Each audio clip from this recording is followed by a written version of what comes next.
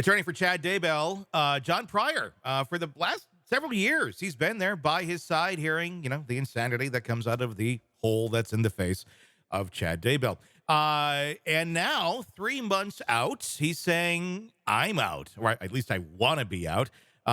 Chad not able to pay. Okay, that's I don't think a surprise to anyone. He even knew it. He even mentioned that to the court a while back. But now here we are getting so close to the trial actually taking place, and he wants to walk.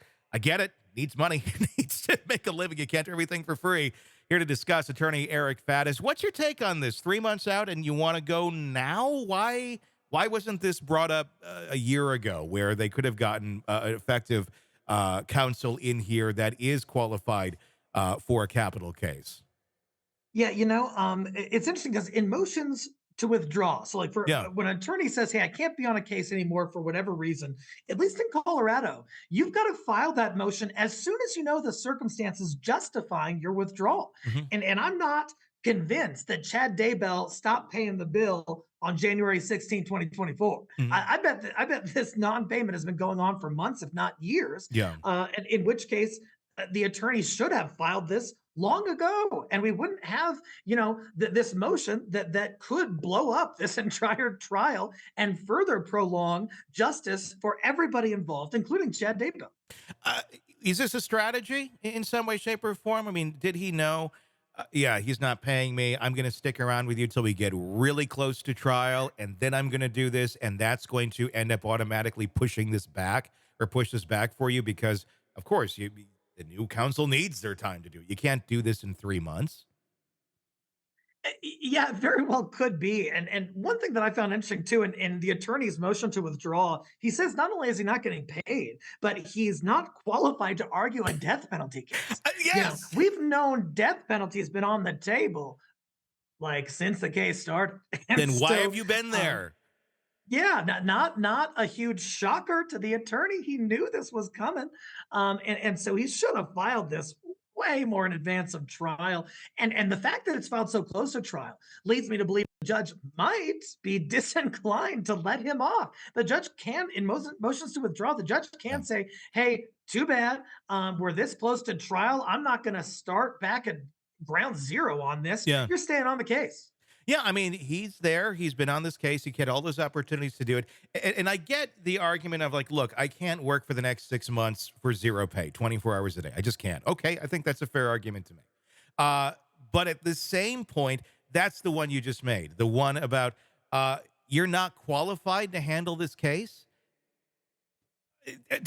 If you're going to sign up to go play basketball, or you're going to go to some sort of a swimming race or whatever, and go, oh, I can't swim, or I don't have arms, I don't know, I can't play basketball, something like, how did you, it's like, you knew this going in. How is that a valid argument to make at this point? I mean, I get who the hell wants to represent Chad Daybell, but at the same point, yeah, I don't know.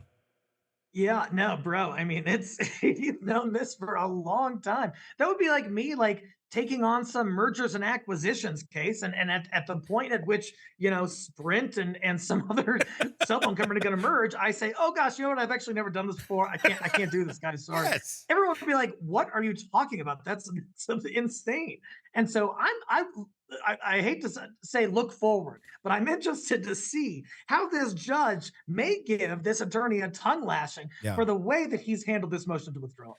Do you think it also may have gotten to the point where, he was willing to stick on and do this pro bono for the exposure, but then just got, we're getting 3 months out, and it's like, what are you going to argue? And do you want the exposure at that point if you really aren't going to be able to build any sort of, credible defense for Chad Daybell? I think that's exactly right. And I think after Chad Daybell's wife was convicted, I think the Chad Daybell's attorney maybe thought, hey, I might be able to resolve this. I can sort Mhm. of fold this into the conviction. They got the person they want. Let me get Chad something lesser and just Yeah. be everyone can be done with this. But that's not where we're at. And so any positive PR this attorney got is at risk now that he might look kind of silly on this motion to withdraw in less than 6 months before trials scheduled to begin. Yeah. We'll have to watch and see where that goes. Another, thing in the case of the Daybells where you go, I didn't see that coming, but that's pretty much how it works. Hey, it's Tony Brueski. If you like the podcast, be sure to like, subscribe, and press that bell so you don't miss any of our updates on the cases we're following for you right here at the Hidden Killers podcast from True Crime Today. And thanks